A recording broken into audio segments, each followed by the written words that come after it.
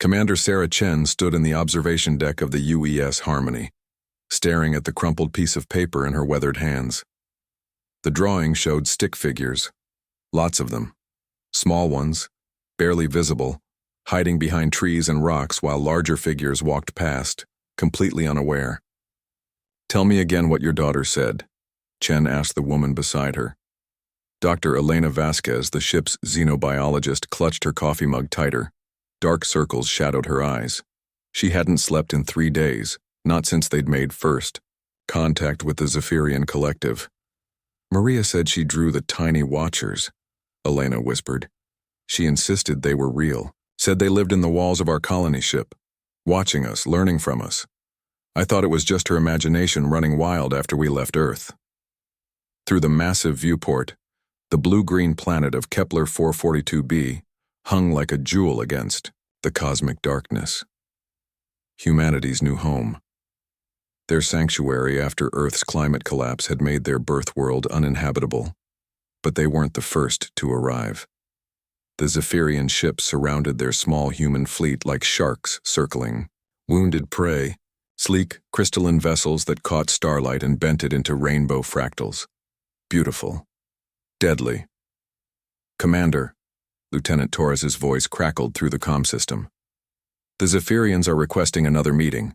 They're insistent." Chen closed her eyes. 3 days ago, humanity had been alone in the universe. Or so they thought.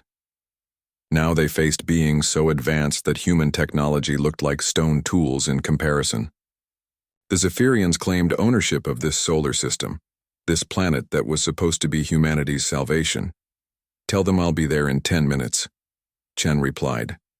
As she turned to leave, something caught her eye, a flicker of movement in the corner of the observation deck. She blinked, but nothing was there, just shadows and starlight. Elena noticed her pause. "You saw them too, didn't you?" "Saw what?" "The tiny watchers. They're here, Sarah, on our ship. They've been here all along." In the diplomatic chamber, Ambassador Zixthala waited with the patience of a being that had lived for 3,000 years. The Zephyrian's crystalline form shifted from blue to purple, indicating mild irritation, an emotion Sarah had learned to read over the past few days of tense negotiations. "Humans," Zixthala's voice resonated like wind chimes in a storm. "You have 24 of your hours to evacuate this system. My people have claimed this world for mining operations. Your presence is inconvenient." "This planet can support both our species," Sarah argued, trying to keep desperation from her voice. "There's room for all of us. We've run the calculations." "Calculations." The ambassador's form flickered to an angry red. "You speak of calculations while sitting in ships that barely achieved faster-than-light travel. We have been exploring this galaxy while your species was learning to make fire." Behind Zixthala, other Zephyrian officials hummed in harmonic agreement. Their crystalline bodies caught and reflected the chamber's light, creating a dazzling display that hurt human eyes to look at directly. "Please," Sarah said, hating how the word sounded. "We have nowhere else to go. Earth is dying. This is our only chance. Then perhaps your species should have evolved sooner." The words hit like a physical blow. Sarah felt her diplomatic composure cracking. 200,000 humans in cryogenic sleep, counting on her to secure their future. Children, like Elena's daughter, dreaming of running through alien grass under twin suns. "We're not asking for charity," Sarah said. "We're offering partnership. Human ingenuity combined with Zephyrian technology could—" "Human ingenuity?" Zixthala's laugh sounded like breaking glass.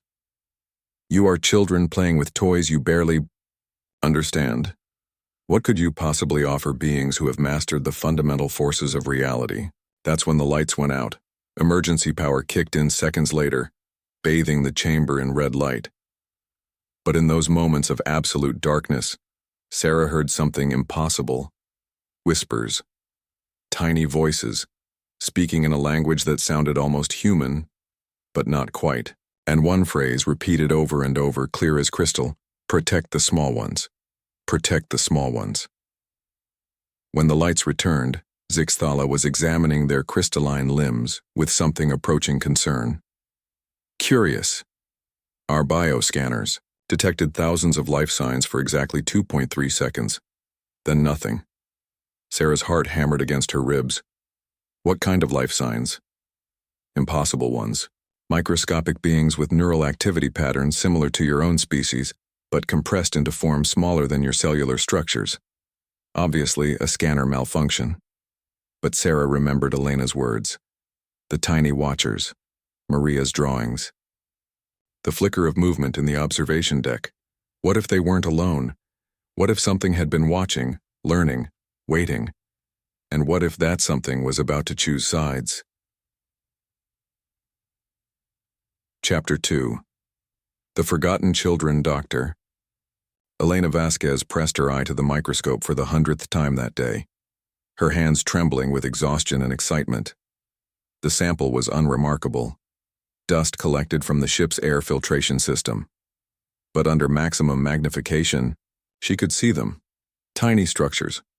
Too organized to be random. Too complex to be simple microorganisms. Computer, enhance image sector, 7 alpha by factor of 10.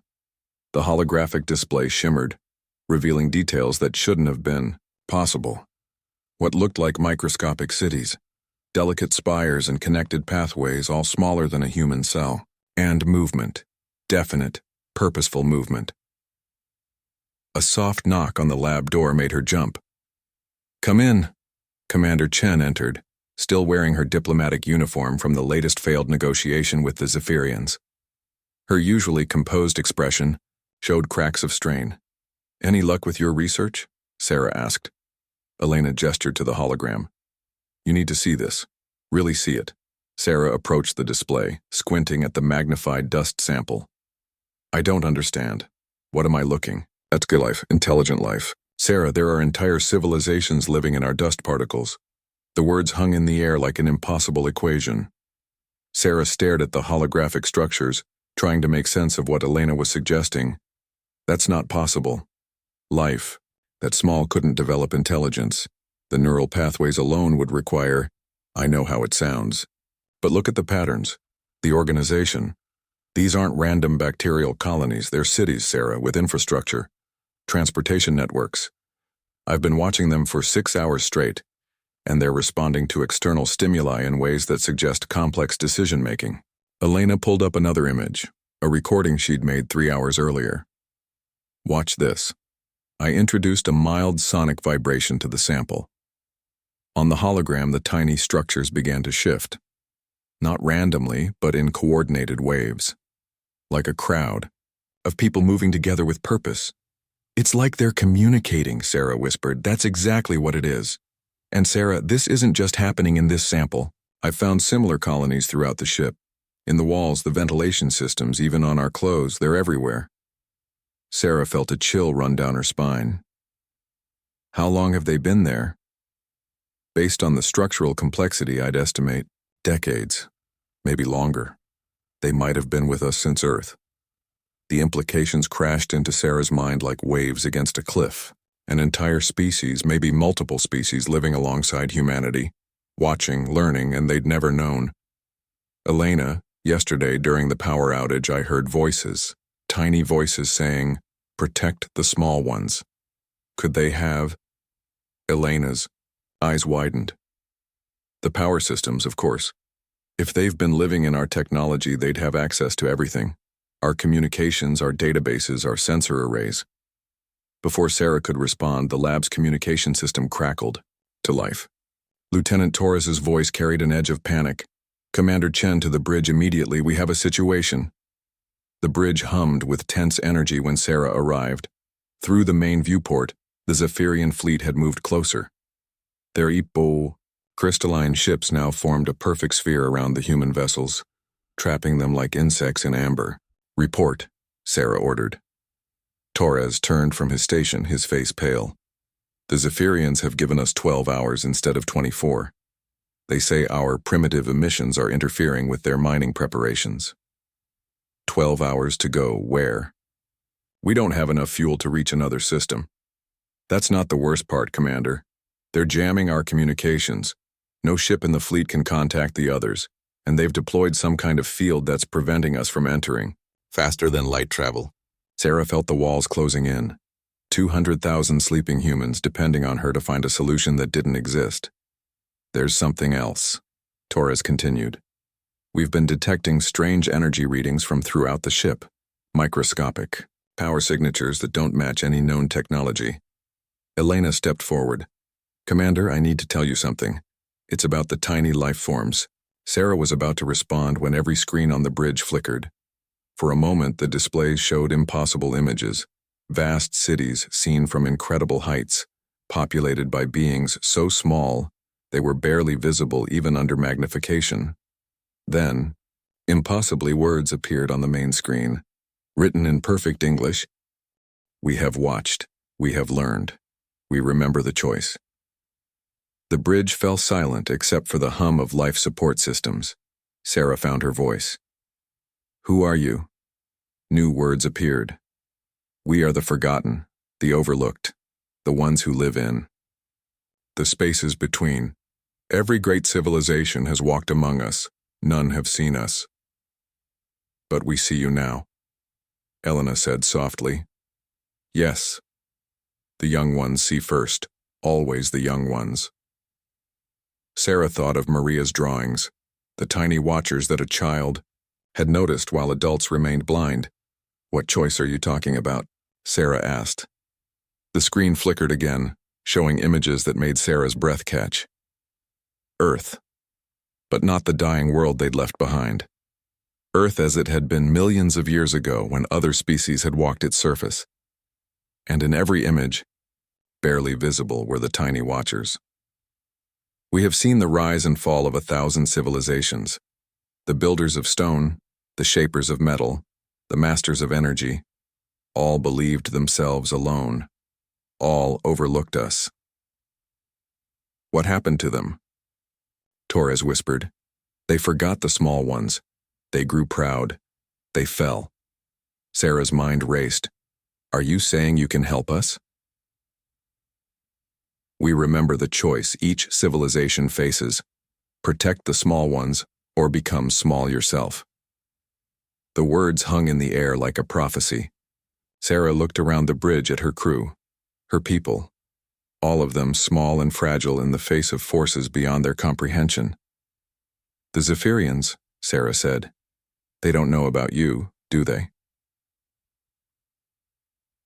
They have forgotten, as all great civilizations do. They see only size, only power. They do not see us. A new realization struck Sarah. You're giving us a choice, aren't you? Help us and we protect you. But what does that mean? The screen went dark for a long moment. When the words returned, they carried the weight of ages. The Zephyrians will learn what all civilizations learn. Size is not strength. Power is not wisdom. The smallest voice can move the largest mountain. But first, you must choose. Will humanity protect the small ones? Sarah looked at Elena, then at her crew. She thought of Maria, still sleeping in cryogenic suspension, dreaming of alien worlds and new possibilities.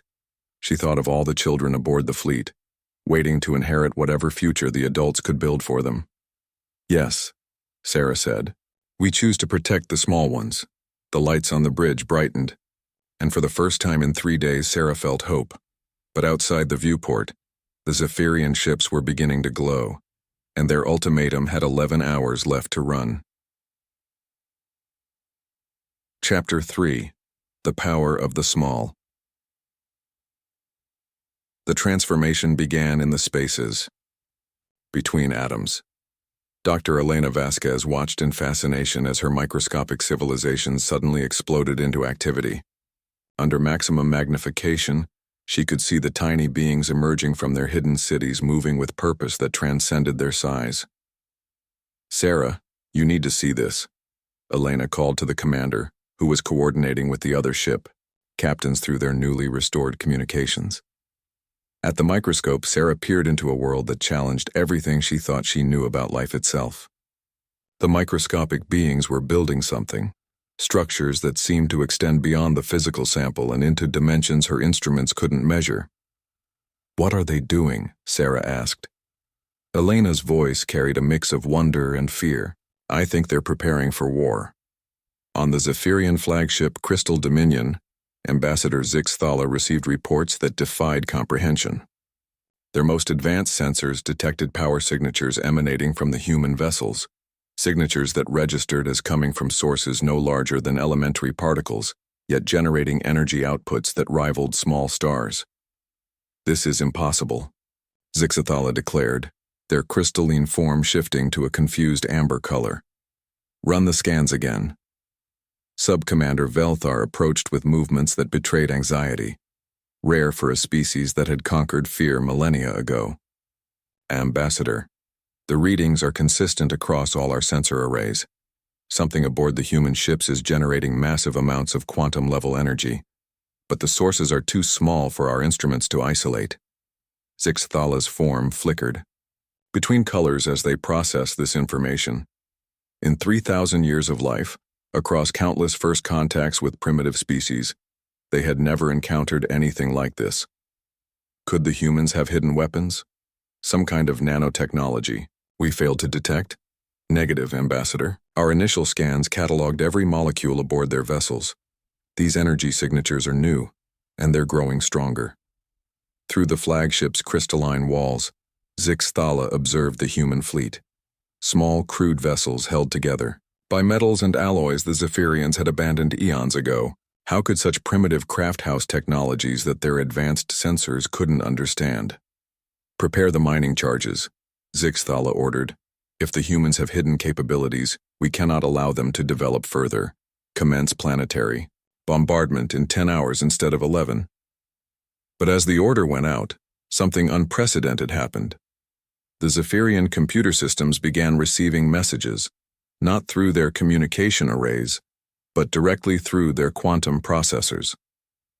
Messages in languages they'd never seen, from sources they couldn't locate, and every message said the same thing. "The small ones remember. The choice has been made." Aboard the Harmony, Sarah felt the ship itself coming alive around her. Not in any way her instruments could measure, but in the barely perceptible vibrations through the deck plates, the subtle shifts in air circulation, the faint harmonics in the engine's hum. Elena burst onto the bridge, her eyes bright with discovery. "Sarah, they're everywhere. Not just on our ship, on all the ships, every piece of dust, every microscopic particle. They've been with us all along, but now they're coordinating." "Coordinating how?" "I think they're using quantum entanglement. Every tiny civilization across the entire fleet is connected to every other one. They're not just individual communities. They're facets of a single massive consciousness distributed across space too small for us to imagine." Lieutenant Torres looked up from his station, his face pale. "Commander, I'm reading power fluctuations throughout the ship. But they're not interfering with our systems. They're enhancing them. Our shields are at 120% efficiency. Engines are running smoother than they ever have, and our sensor array just expanded its range by a factor of 10. Sarah stared at the tactical display, watching their tiny fleet surrounded by the overwhelming force of the Zephyrian armada. "They're preparing us for something. The question is what?" Elena said. Her answer came from the ship's speakers, but not through the communication system. The voice seemed to emerge from the very air itself, composed of harmonics too subtle for human technology to generate. "Behold the power of the small ones. Behold what every civilization forgets." The main view screen flickered and changed. Instead of showing the Zephyrian fleet, it displayed images that no human camera could have captured, views from inside the Zephyrian ships themselves, seen from perspectives smaller than atoms. Sarah gasped. The crystalline vessels were beautiful from the outside, but from within they told a different story. Every surface was covered in microscopic cities. Not Zephyrian cities, but the same tiny structures Elena had found in their own ship's dust. "They're there too," Elena whispered. "The microscopic civilizations, they're inside the Zephyrian ships. We have always been there, in every ship, on every world. in every breath of every being who has ever lived. We are the constant. We are the eternal. We are the forgotten. The images shifted, showing the Zephyrian crew moving through their ship, completely unaware of the trillions of tiny beings living in the spaces around them. Beings who had access to every system, every database, every secret. My God, Sarah breathed. You know everything about them. We know the flaw in their quantum matrices. We know the frequency that will shatter their crystalline hulls. We know the thoughts of their commanders before they think them. We have learned, as we always learn. Torres's station erupted with data. Commander, I'm receiving detailed schematics of every Zephyrian ship, structural weaknesses, power distribution networks, weapon systems, everything. Sarah felt the weight of impossible power settling on her shoulders. The ability to destroy an enemy that outclassed them in every conventional measure. But at what cost? What do you want from us? She asked the air. What we have always wanted, to be seen, to be remembered, to be protected. And in return? In return, we offer what we have offered every civilization, the choice to rise above their nature, the chance to become more than what they are. The view screen changed again, showing images of Earth, but not the dying world they'd left behind. Earth, as it could be. Green and blue and beautiful, healed by technologies that worked at the molecular level. Cities that existed in harmony with microscopic ecosystems, a world where the small and the large lived together in perfect balance. You can heal Earth, Sarah said. We can heal anything, we can build anything, we can preserve anything, but only for those who choose to protect the small ones.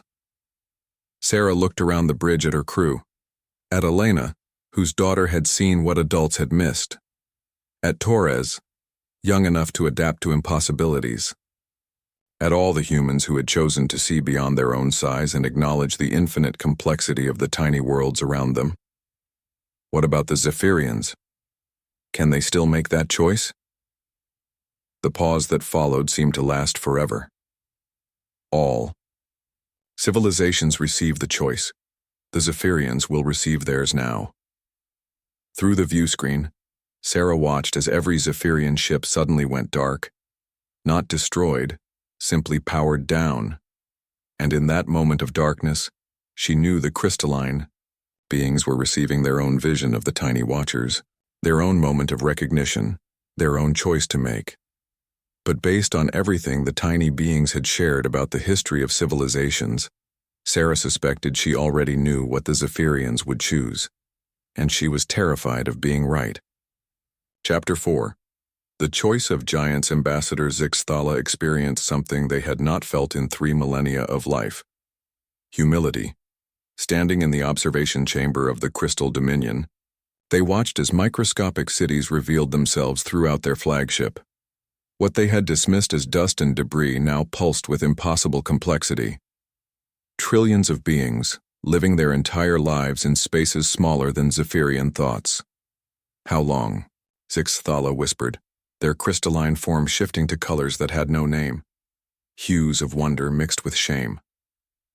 The voice that answered seemed to come from everywhere and nowhere, composed of harmonics their advanced audio systems couldn't detect, yet somehow translated perfectly into their consciousness. Since your first ship left your home world, 7,000 of your years, we have been with you, watching, learning, hoping. Sub-Commander Velthar approached with movements that spoke of awe and confusion. Ambassador, they're throughout the entire fleet, every ship, every surface, every system. They've had complete access to our technology, our databases, our most classified communications. Yet they've never interfered, never harmed us. They've just watched. Zixthala's form rippled through a spectrum of deep purples, the color of profound thought among their kind. Show me the humans.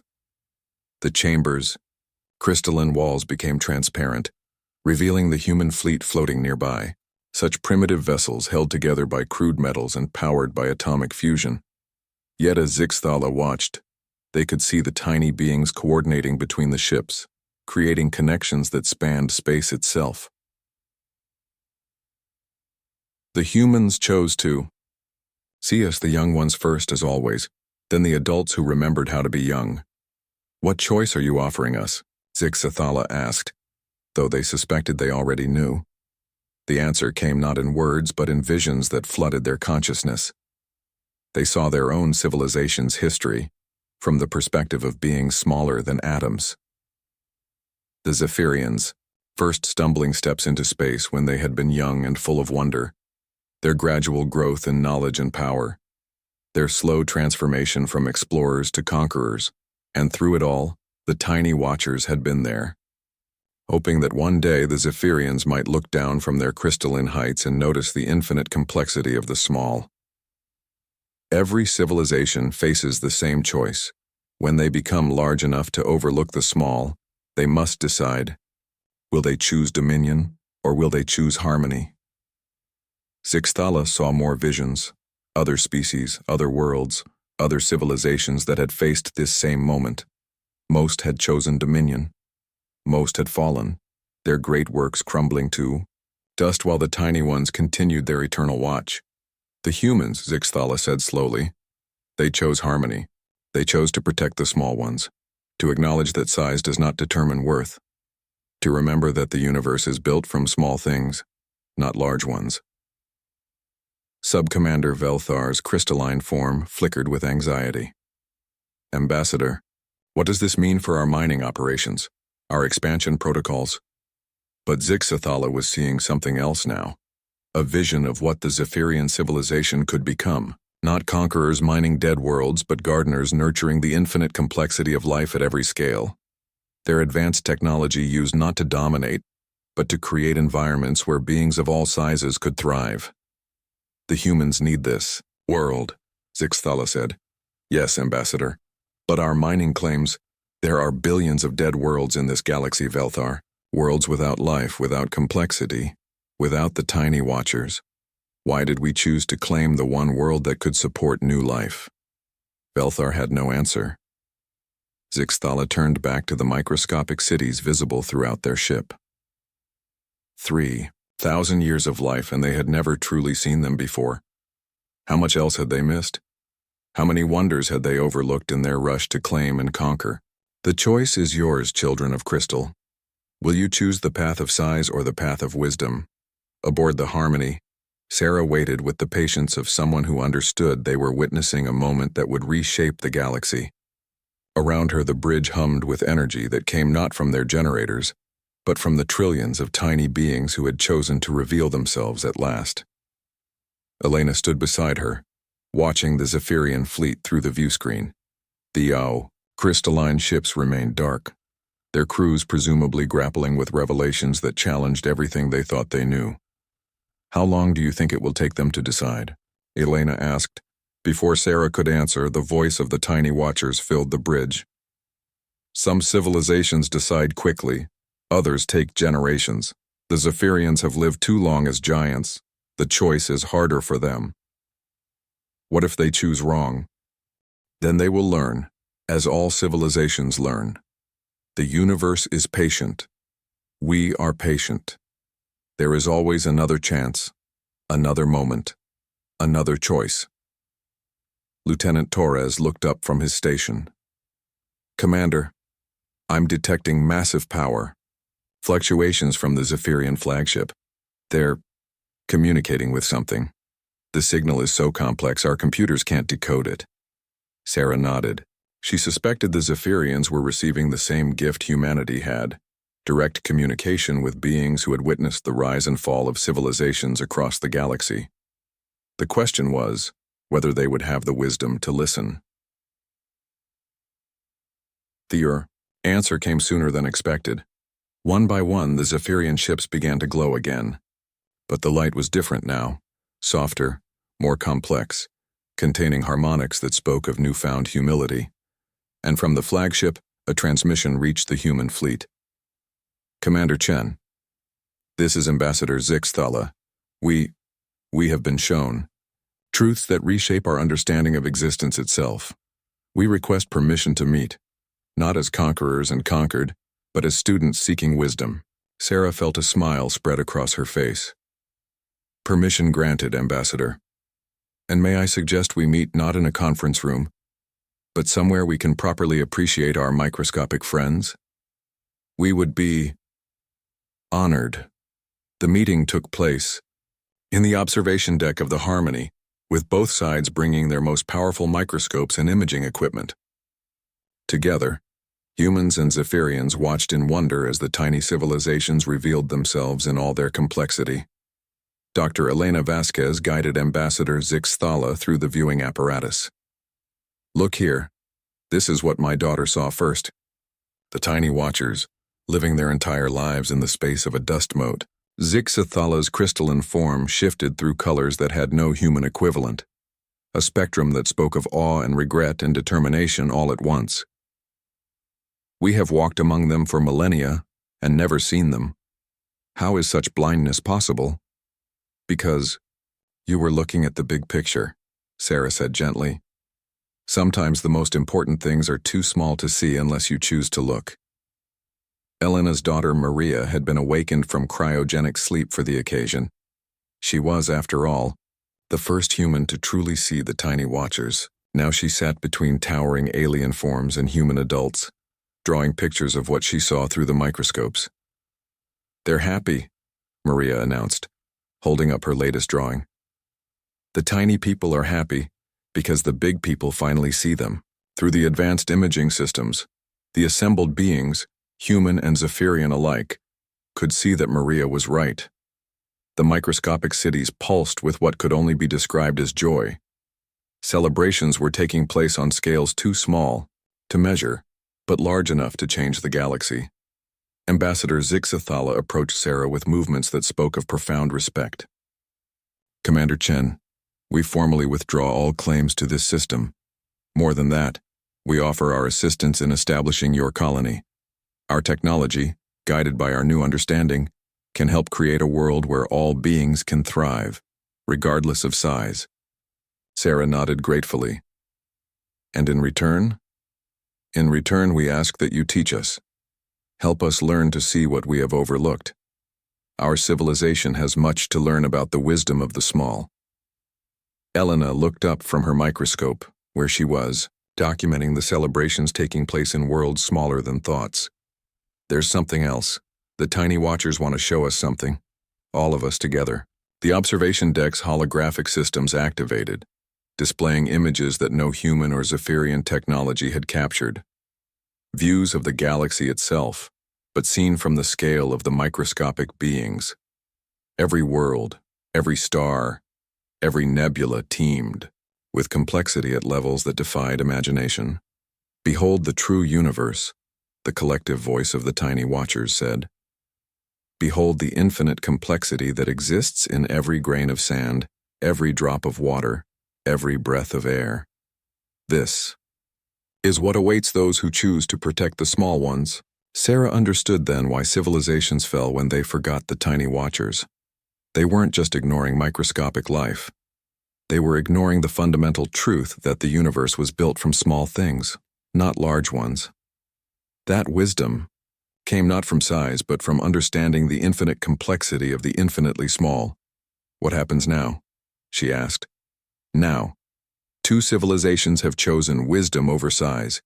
The galaxy watches, the universe learns, and the tiny watchers continue their eternal work, which is to remind all beings, large and small, that they are part of something infinitely greater than themselves, to show them that protection of the small is protection of the whole, to whisper the truth that every civilization must eventually learn.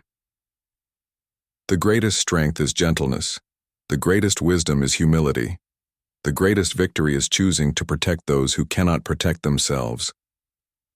As the words faded, Sarah felt the profound rightness of the choice humanity had made. They had come to the stars as refugees seeking a new home.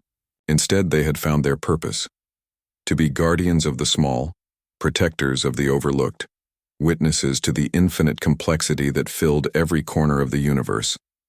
And somewhere in the dust beneath their feet, trillions of tiny beings, continued their eternal watch, no longer forgotten, no longer overlooked, finally seen by the giants who had learned to look down with wonder instead of disdain. Epilogue: The Garden of Small Things. 5 years later. The world they named Haven had become something unprecedented in galactic history, a planet where beings of every conceivable size lived in deliberate harmony.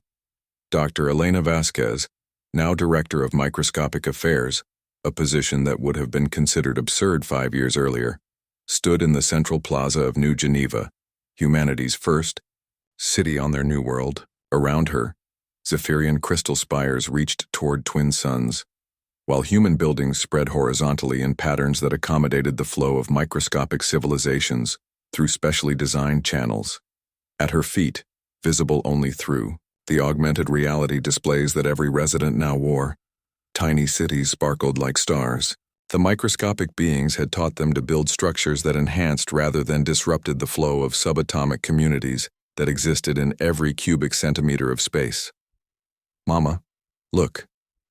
Maria, now 11 years old and the galaxy's foremost expert on interdimensional communication, despite being technically too young for the position, pointed to her tablet. The tiny people in Sector 7 just finished their new transport network. It connects to the one the Zephyrians are building. In the Crystal Gardens, Elena smiled, remembering when her daughter's drawings had been dismissed as imagination. Now Maria's ability to perceive and communicate with beings across multiple scales of existence was considered one of humanity's most valuable assets. That's wonderful, sweetheart. Did they request any specific materials for the connection points? Just some of the special dust that Ambassador Zixithala's people make. The kind that exists in 7 dimensions at once. Elena nodded as if interdimensional dust was the most natural thing in the universe. After 5 years of learning from beings who existed at scales ranging from galactic to subatomic, the impossible had become routine. Commander Sarah Chen approached, through the plaza, her former military uniform replaced by clothes woven from fibers that incorporated microscopic ecosystems. Every garment on Haven was now a living community, carefully maintained by its wearer in partnership with its tiny inhabitants. The latest reports from Earth are encouraging, Sarah said. The healing process is accelerating. The atmospheric processors we designed with our tiny friends are working better than projected. Elena felt a warmth in her chest that had nothing to do with Haven's twin suns.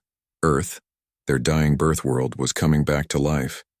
Technologies developed through partnership with microscopic civilizations had proven capable of repairing damage that human science had considered irreversible. How long until Earth is habitable again? Maria asked, looking up from her tablet, where she was apparently negotiating resource sharing between civilizations separated by 17 orders of magnitude in size. Another decade, maybe less, Sarah replied. The tiny watchers have shown us how to work with natural systems instead of against them. Every grain of soil, every drop of water becomes a partner in the healing process. A soft chime drew their attention to the Memorial Plaza's central monument, a sculpture that existed simultaneously at macro and microscopic scales. To human eyes, it appeared as a simple crystal formation. But through their augmented displays, they could see the true artwork, millions of tiny cities built into the crystal structure, each one a memorial to civilizations that had chosen differently. Ambassador Zixthala materialized beside them, their crystalline form now shot through with veins of microscopic life that created constantly shifting patterns of color and light. The Zephyrians' transformation over the past 5 years had been remarkable. From conqueror to gardener, from destroyer to cultivator of the infinitely small. The Council of Scales convenes in 1 hour, Zixthala announced, their voice carrying harmonics that only became audible when filtered through the microscopic communities living in their crystalline structure.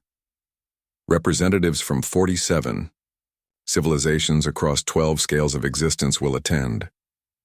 Elena marveled at how casually they now discussed concepts that would have been incomprehensible 5 years ago. The Council of Scales, a governing body that included everything from galactic superclusters to quantum-level intelligences, had become the new model for interspecies cooperation. Any new applicants for membership? Sarah asked. 3. The architects of the void wish to establish formal relations. They exist at a scale we previously thought was empty space, but they've been building structures in the gaps between galaxies for millions of years. Maria looked up from her tablet with excitement. Oh, are they the ones who make those really big songs? The ones that take light years to hear a single note? Zixthala's form rippled with amusement. Indeed, young one. Your perception of scale continues to astound us all. Elena watched her daughter return to her work, coordinating supply chains that spanned from the subatomic to the astronomical. The child who had first drawn pictures of tiny watchers was now helping to orchestrate the most complex, cooperative endeavor in galactic history. There's something else, Zixthala continued, their form shifting to more serious colors. We've received a transmission from the hegemony worlds. They're requesting a meeting. Sarah's expression hardened. The hegemony worlds represented everything Haven stood against. A civilization that had grown powerful by conquering and strip mining entire solar systems. They had been watching Haven's development with what intelligence reports suggested was a mixture of curiosity and contempt. What do they want? Sarah asked. Unknown. The transmission was brief and formal. They claimed to have new information about the nature of scale-based civilizations. Elena felt a chill despite the warm sun. The hegemony worlds had existed for millennia without acknowledging the existence of microscopic life. If they were suddenly interested in scale-based cooperation, it could only mean they had discovered something significant or dangerous. We should consult the tiny watchers, Elena said. They moved to the plaza's consultation chamber, a dome-shaped structure lined with surfaces that supported millions of microscopic communities. As they entered, the augmented reality displays activated, revealing the vast congress of tiny civilizations that existed within every square meter of the chamber. We have sensed the approach of the Dominion builders. The collective voice of the tiny watchers said, using their ancient name for the hegemony worlds. They have discovered what they call the fractal imperative. What's the fractal imperative? Maria asked, her young face serious with concentration. The understanding that consciousness exists at every scale simultaneously.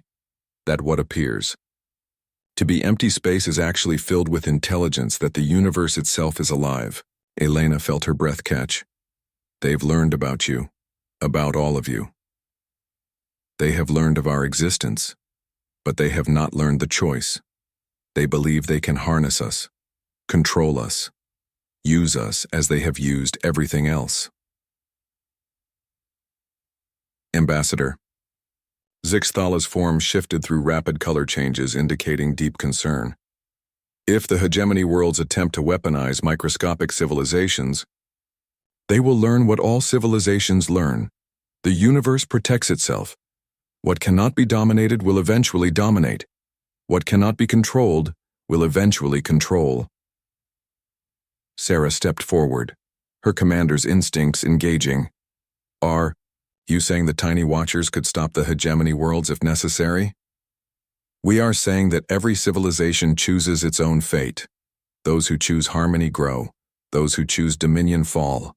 The dominion builders approach their moment of choice, and if they choose wrong, then they will learn that the smallest beings in the universe are also the most numerous. That gentleness is not weakness. That those who protect the small ones are themselves protected. Elena understood then why the Memorial Plaza contained so many tributes to fallen civilizations. The tiny watchers didn't destroy the civilizations that chose dominion. They simply stopped supporting them. And without the unconscious cooperation of the microscopic beings that existed in every atom of their technology, every breath of their air, every thought in their minds, even the mightiest civilization would crumble like dust. What should we do about their request for a meeting? Sarah asked. Meet with them. Show them what they have never seen. Offer them the choice that all civilizations receive. Hope that they choose wisdom. Maria looked up from her tablet, where she had been, tracking the conversation through 17 different scales of perception simultaneously. The tiny people want me to tell you something else, they say.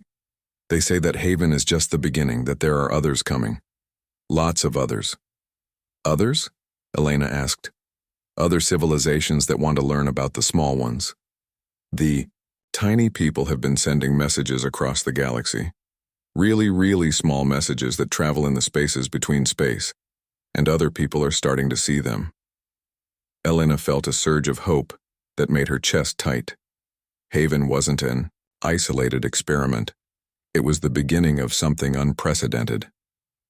A galactic community based not on dominion, but on cooperation across every possible scale of existence. Ambassador Zixthala's form brightened to colors that spoke of profound joy. A renaissance of consciousness, the galaxy awakening to its own infinite complexity. The choice spreads, the tiny watchers confirmed. What begins with one becomes many. What begins with many becomes all. The universe desires to know itself completely. Sarah looked around the consultation chamber, seeing the infinite complexity that surrounded them at every moment. Trillions of civilizations, each with their own hopes and dreams and struggles, all connected in ways that transcended physical space. Then we'd better make sure we're ready for visitors, she said with a smile. It sounds like Haven is about to become the most interesting place in the galaxy. Maria giggled, the sound carrying harmonics that resonated across multiple scales of existence. It already is, Commander Chen. The tiny people told me so. As they left the consultation chamber, Elena paused to look back at the Memorial Plaza. So many civilizations had faced the choice between dominion and harmony. So many had chosen poorly. But now, for the first time in galactic history, civilizations were learning to choose differently, learning to see beyond their own size to the infinite complexity that surrounded them, learning that the greatest strength was not in conquering, but in protecting, learning that the smallest voices could indeed move the largest mountains, and in the spaces between atoms, in the gaps between thoughts, in the quiet moments between heartbeats, the tiny watchers continued their eternal vigil, no longer forgotten, no longer overlooked, finally recognized as the guardians of infinite possibility. They had always been. The universe was waking up, and it was beautiful.